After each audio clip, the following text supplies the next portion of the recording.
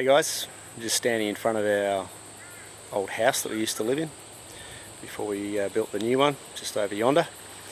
And when I say house, I use that term loosely. It's actually a demountable building or a portable building.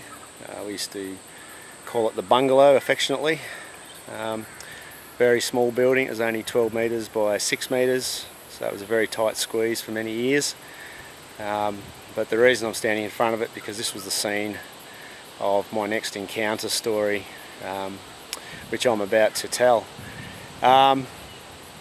It happened, and I know the exact date because it was around a period of time at the end of 2016, early 2017, where I was actually keeping a bit of a log of Yowie activity, or activity on the block that I consider to be the Yowie.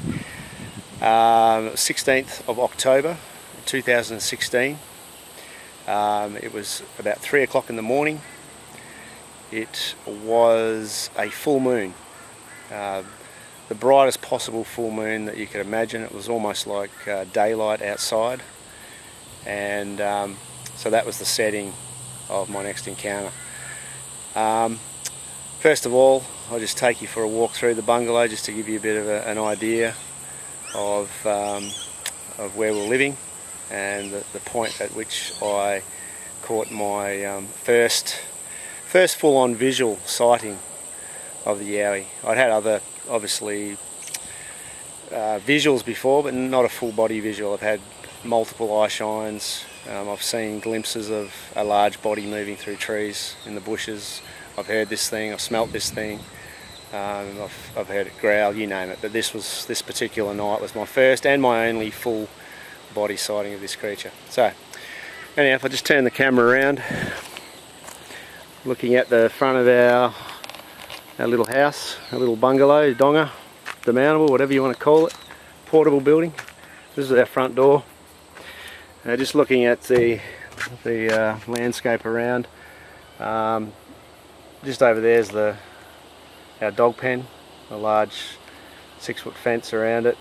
Well, the wire's 6 foot high, and we just keep our dogs in there because they're not real good around small animals. So the reason I'm showing the dog pen is because that's a critical part of this story, and just sort of scoping around on from the landing or the little deck at the front of our bungalow.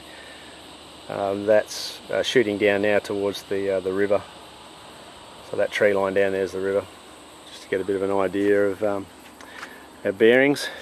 Now, going through the front door, you're going to have to excuse the mess. This is the aftermath of the flood back earlier in 2017, when it's now early 2018.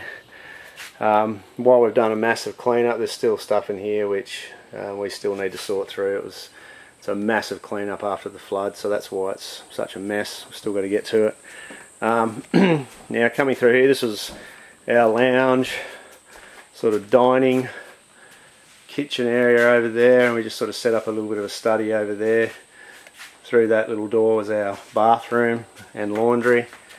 Through that door, I can squeeze through, was where the kids had their bunk set up. Tiny little room. And then through here was the master bedroom, now a storage room. So this is where Beck and I slept, and this is basically the scene of the story. So our bed was set up there. We had a bedside over on that side of the bed. We had a bedside table over there in front of the PowerPoint there, and basically the bed just extended from the wall, facing in, heading towards my direction.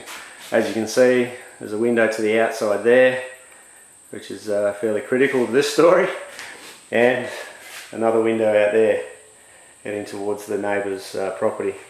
Now, my side of the bed, I was I guess located here. I would sleep on this side of the bed. My wife was to the right, and next to her right there, was the window.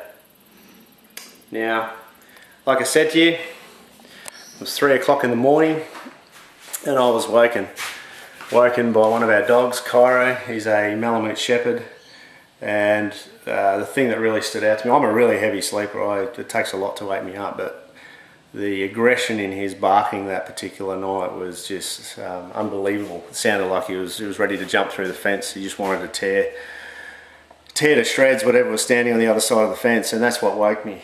So I woke. Obviously it was sort of taken by the growling and the aggressive barking, should I say, aggressive barking that Cairo was exhibiting.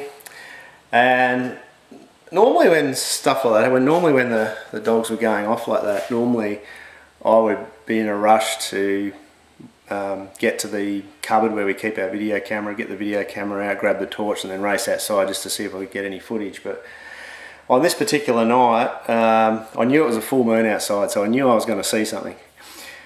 So instead of doing the usual, running out there, making heaps of noise, grabbing the video camera, trying to spot something, I thought, no, I just want to see something tonight. If there's something out there, I want to see what it is.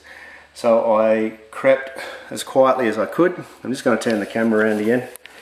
So my side of the bed was there, bedside table, so the path I took was very quietly around the end of the bed. And then I just crept very, very closely and very, very quietly, should I say, to the window. And I just watched, slowly pulled the curtains back. We had curtains here. Now I've got the window open here because the window is absolutely filthy from the floods. And just the way the daylight is now, it's not really going to get a good shot on the camera. So anyhow, I was looking out toward the dog pen there.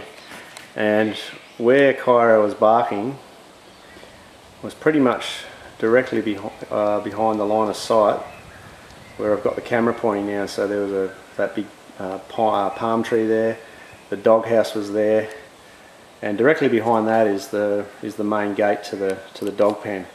And he was just barking like crazy, like it was just aggressive as. And I just waited here, but I didn't have to wait long. It was probably only about 3 minutes, and then all of a sudden, it was surreal. I wasn't, as much as I wanted to see something, I wasn't really expecting to see anything.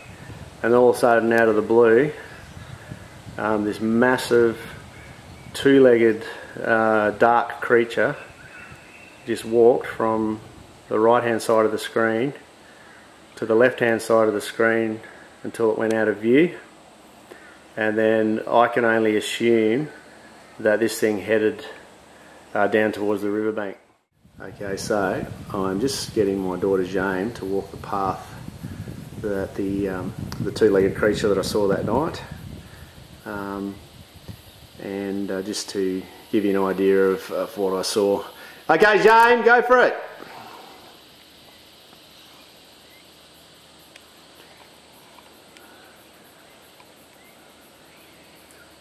So she's walking the same path that this thing walked along the driveway. Now my daughter would be around 5'5". Now the thing that I remember when this thing walked past is that it was about the same height as that fence post right there. Now I really didn't realise how big this thing was, but by comparing that, it was huge. Now immediately after that, like it freaked the shit out of me, I've got to be honest. But I tried to remain quiet, so I quickly alerted Beck. Now, whether I was quiet enough that this creature didn't hear me or not, I have no idea. And I just said, I remember the words that came out of my mouth was, "Back, get out of bed. Get out of bed, there's something freaking huge just walked down our driveway." And so she quickly got out of bed, and she was startled, took a couple of seconds to wake up. And she came and stood next to the window here, and we just waited.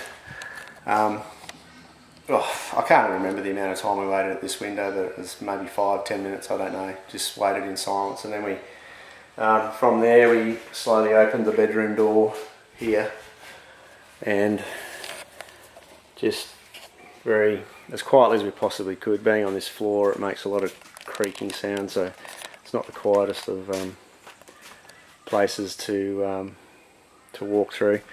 And look, if these creatures are as highly attuned as what I believe they are and what most people believe they are, I reckon it would have heard us walking around. We came into the kitchen area, which, you know, we've got a lot of windows here. You've got a window there, window there, window there, a window back there, and we just stood here and we waited. Dog pen is through there. Through this window we would have had a better view of where it would have walked to, but by this stage it was well and truly gone.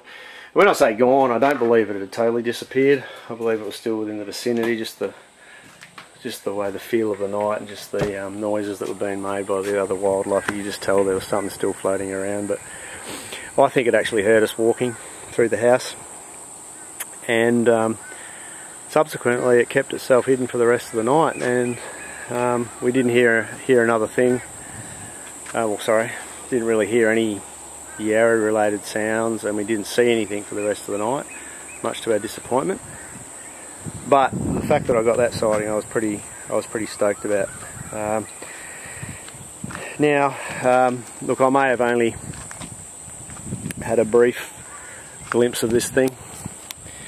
In reality, probably the time that it walked from my right to the left down our driveway, I probably maybe got a 5-second glimpse of this thing, maybe longer. In the moment you don't keep track of time. I really couldn't tell. It was walking at what I'd say a brisk, casual sort of pace. Didn't seem to be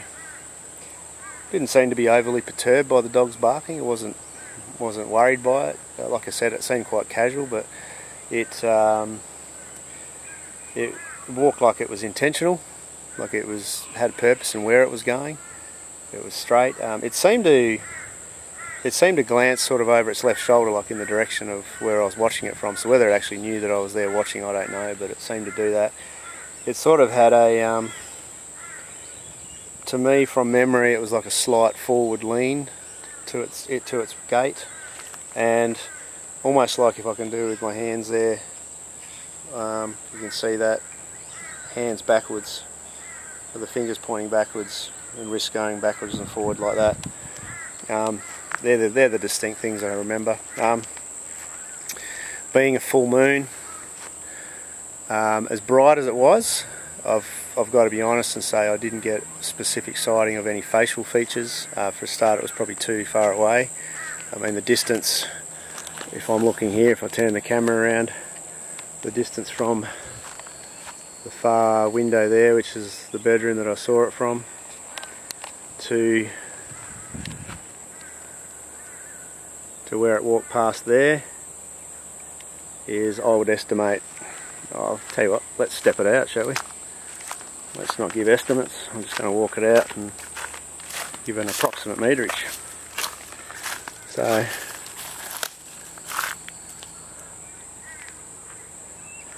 if I step this out, there you go, 1, 2, 3, 4, 5, 6, 7, 8, 9, 10, 12, 13, 14, 15, 16, 17, 18, 19, 20, 21, 22, 23, 24, 25, 26, 27, 28, 29, 30 metres from the window to the path that this thing took.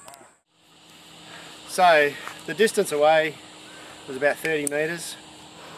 Like I said, I couldn't get exact facial features, probably because of the distance and the fact that it was, even though it was a full moon and very bright, it wasn't broad daylight, so specific features I couldn't see. I know that it was dark. I couldn't see specific individual sort of hair strands or anything like that, but this creature was dark, and I know for sure it didn't have clothes on, so it looked like it was hairy. In terms of height, I've always told people that I thought it was probably a minimum of 7 foot tall. I even said that on, if any of you have seen, I did an interview with a guy in America called Dustin from PTSD. You can actually go on his channel, it's Crypto PTSD. He's got some great interviews there from Bigfoot encounters, a couple of Australian accounts on there now. I actually said then I thought it was around about 7 foot tall, but I've actually set up a jig now to be a little bit more specific in how tall I think this creature was, and I think it might have been a little bit more, especially after seeing Jane walk past earlier on the camera, and she was tiny. This thing that I saw that night was huge. Like I said, the measuring stick that I used in terms of gauging how tall it was is that I distinctly remember it being around about the height of that post in the corner of the dog pen here. Now I'm just going to grab a tape measure. I measure the bottom of the post to the top. It's just trying to come in a bit closer here, James, just so if you can get a close up of the top of that post there. Got that. So it's 210 centimetres. So that's approximately 6'10". So 2 inches off 7 foot. However, the other factor we've got to take into account is that it was walking along this path out here. So just back. So the other thing we've got to take into account is that the creature was walking on this path here from up the driveway, up that direction, all the way down towards the riverbank. Now, I've set up a little jig here. Shane, if you can just film the steel C-channel. So I've got some C-channel, I've joined it together so that it's straight. I've propped it up with bricks at the end here. And I've got the spirit level on there. So if you go down on that bubble there, you can see that it's more or less level. It could be a little bit higher at the end if we really need to be technical. So what I'm trying to work out here is the extra height that this creature would have had if he was actually walking that path that I saw that night. He could have been as far out as here, but he was at least walking this path here.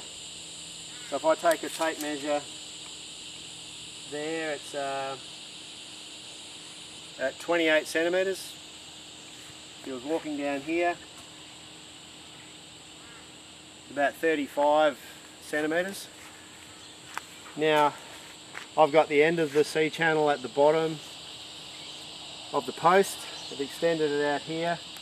So because this post is level, or on level according to the spirit level, as I've shown you, whatever distance I calculate here, I have to add on top of the distance where the post is over there.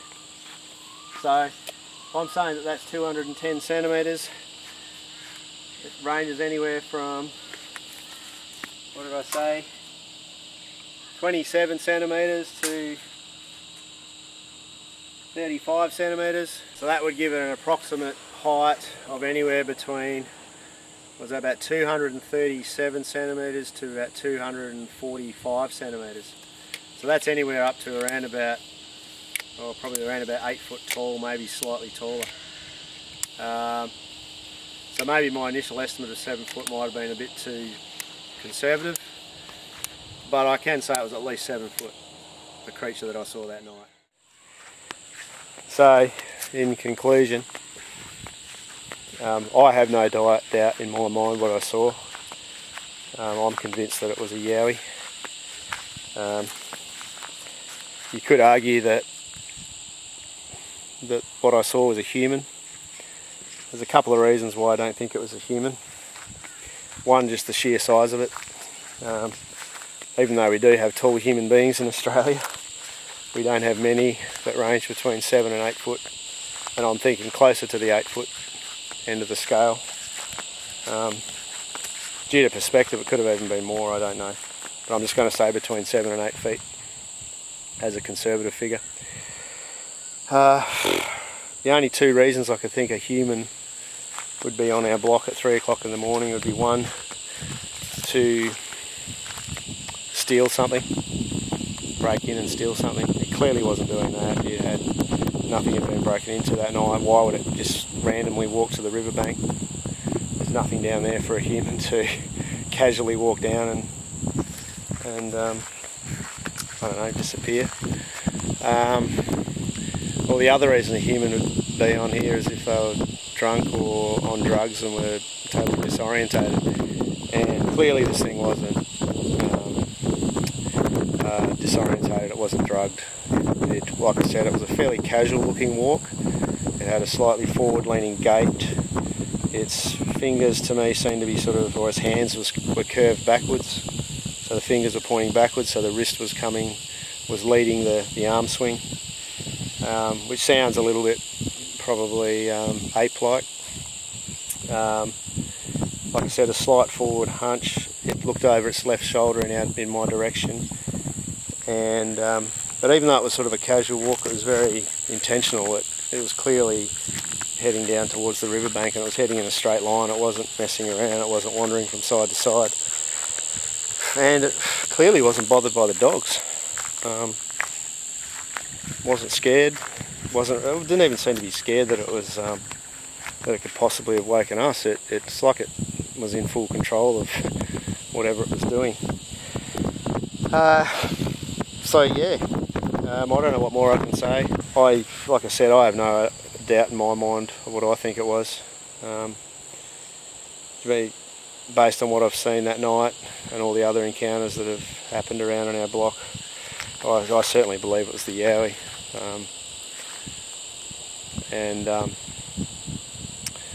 Yeah, like I said, it was a pretty surreal sort of night. I'd always hoped to have a full sighting, but in some ways, because of this thing is so elusive, I sort of doubted whether I ever would.